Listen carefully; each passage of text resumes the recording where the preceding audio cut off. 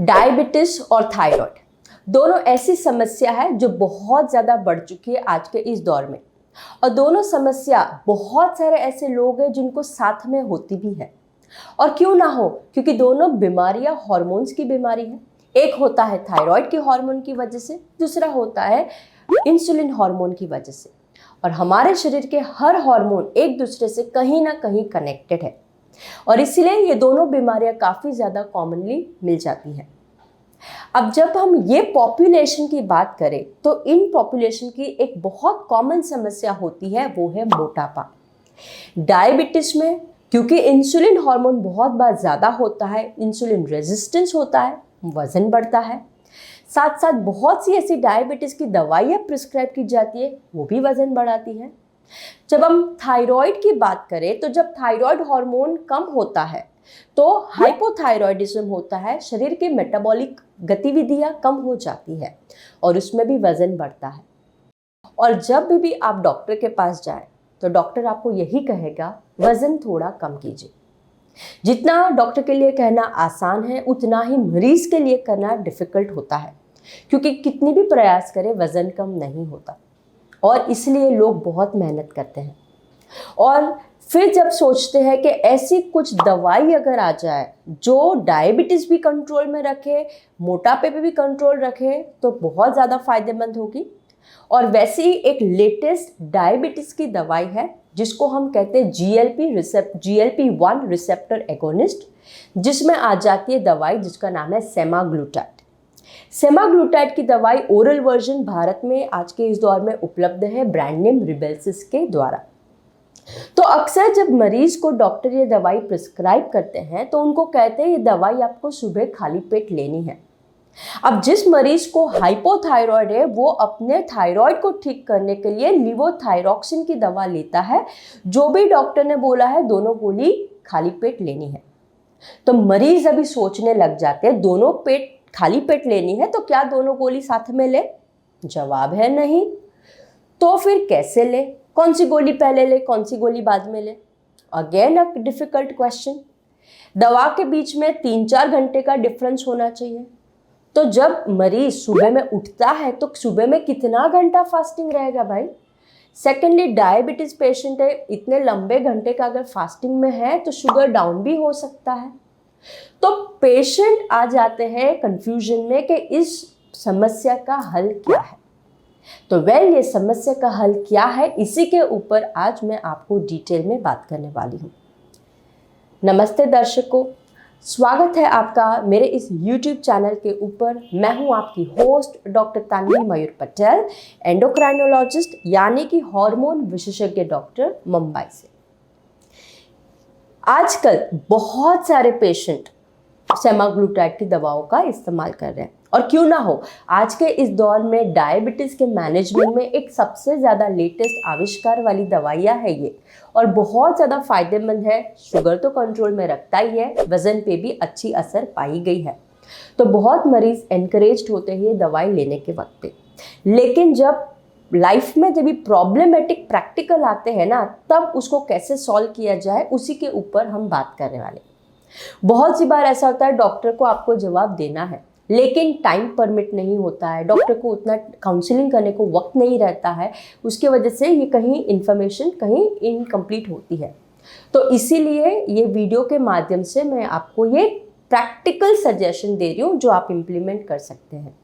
Okay तो सबसे पहले ये समझिए कि लिवोथायरॉक्सिन जो हाइपोथायराइडिज्म में ठीक करने की थायराइड हार्मोन रिप्लेसमेंट थेरेपी है, ये सुबह खाली पेट क्यों दी जाती है?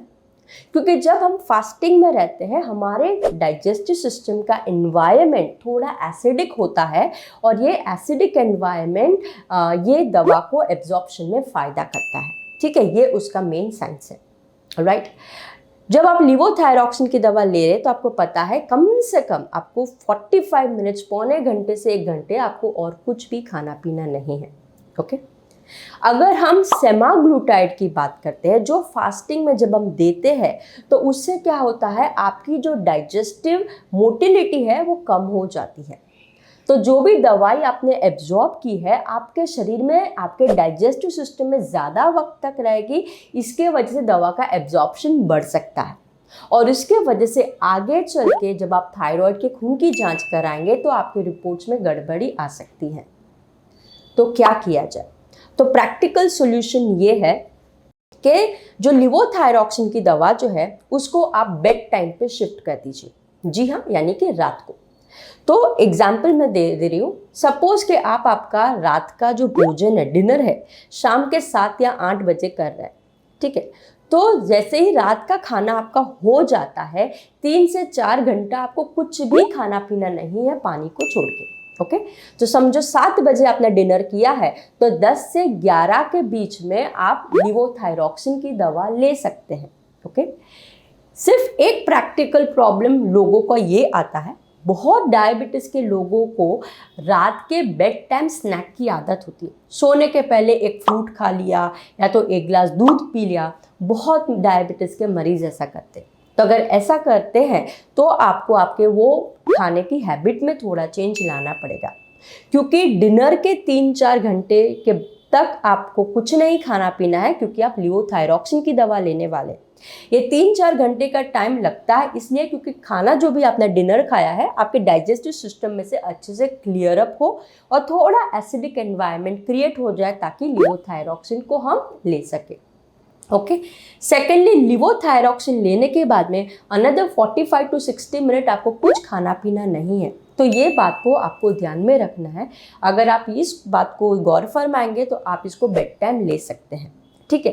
तो ये जब दवाई आपने रात को ले ली, आप सो गए, सुबह में जब आप उठते हैं, जितने भी बजे, 6 बजे, 7 बजे, जो भी टाइम पे आप उठ रहे हैं, सबसे पहले आप रिबेल्सिस या कोई सेमाग्लूटाइड वाली गोली ले सकते हैं 120 ml वाटर के साथ में।